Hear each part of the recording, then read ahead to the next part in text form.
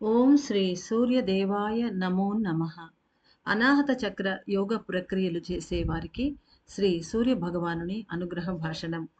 అనాహత చక్రమును సరిచేయుటకై యోగ ప్రక్రియలను చేయుచున్న ప్రియమైన మానవ ఆత్మలకు సూర్య భగవానుని ఆశీస్సులు అధికంగా లభించుగాక. ఈ సమయంలో నేను మీ అనాహత చక్రాన్ని సరిచేయుచు ఉన్న కారణాన ఒక సత్యాన్ని మీకు తెలియజేయుచున్నాను. అనాహత చక్రం అనేది పురుష దేహములకు స్త్రీ దేహములకు భిన్నముగా పనిచేయును అనే సత్యాన్ని తెలుసుకొనండి. పురుష దేహంలోని అనాహత చక్రం అనేది ఒక ప్రత్యేకమైన రీతిలో నేను అనుగ్రహించే శక్తులను వెలుపల నుంచి ఆకర్షించి పొందగలిగే క్షమతను కలిగి ఉండును. చక్రములన్నీయు తమకు పై స్థానంలో ఉండే చక్రముల నుండి మాత్రమే శక్తులను స్వీకరించి పనిచేయ వీలగును. సహస్రార చక్రము అనుగ్రహించే శక్తులను మాత్రమే ఆజ్ఞా చక్రము స్వీకరించును. ఆజ్ఞా చక్రము అందించే శక్తులను మాత్రమే విశుద్ధి చక్రము స్వీకరించును. అనాహత చక్రం అనేది విశుద్ధి చక్రం ఇచ్చే శక్తులను తీసుకొన్నను. శక్తుల కొరత వలన వెలుపల నుండి విశ్వశక్తులను సూర్యుని కాంతి నుండి ఆకర్షించి పొందగలిగే సమర్థతను కలిగి ఉండును. పురుష దేహం కలవారు మాత్రమే వెలుపల నుండి ప్రపంచ శక్తులను ఆకర్షించి తీసుకునే విధంగా భగవంతుడు వారిని సృష్టించి ఉన్నాడు. ఎందుకంటే బుద్ధిచే ప్రేరేపించబడి పురుషులు తమపై ఆధారపడిన కుటుంబ సభ్యులకు భౌతిక సంపదను అందించే బాధ్యతను స్వీకరించారు. క్రింది భాగంలో నెలకొని ఉన్న చక్రములకు పూర్తిగా శక్తులు అందినప్పుడు మాత్రమే ఒక కుమారుడు తనకు సంబంధించిన వారిని కాపాడగలడు. అనగా ఒక పురుషుడు తన కుటుంబ సభ్యులను కాపాడగలడు. అందువలననే వారి అనాహత చక్రము రెట్టింపు శక్తులను పొందుతున్నది.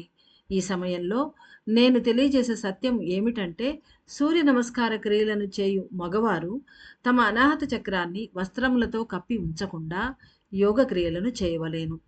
ఎటువంటి స్థితిలో అయినా ధ్యాన సాధనలు చేయుట, దైవ పూజాధికములను నెరవేర్చుట, యోగ సాధన చేయుట మరియు ఆలయములకు వెళ్ళుట మొదలైన సందర్భాలలో అనాహత చక్రము అను వక్షస్థలము వస్త్రములతో కప్పి ఉంచరాదు.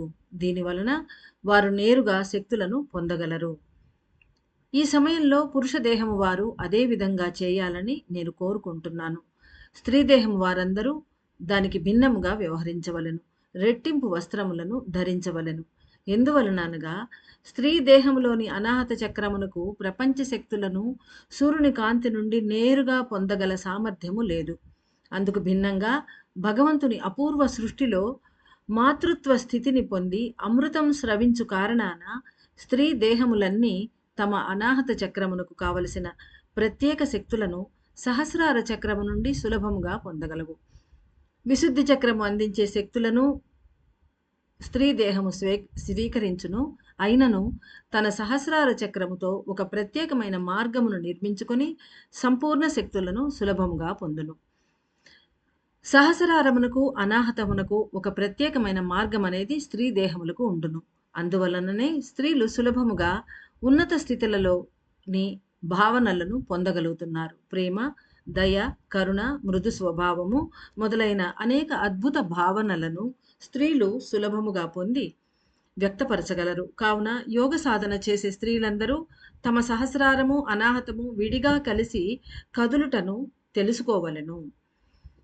పురుషులందరూ వెలుపల నుండి అనాహత చక్రము నేరుగా పొందే శక్తులను తెలుసుకొని పొందవలను. అనుగ్రహము ఆశీస్సులు నిండుగాక.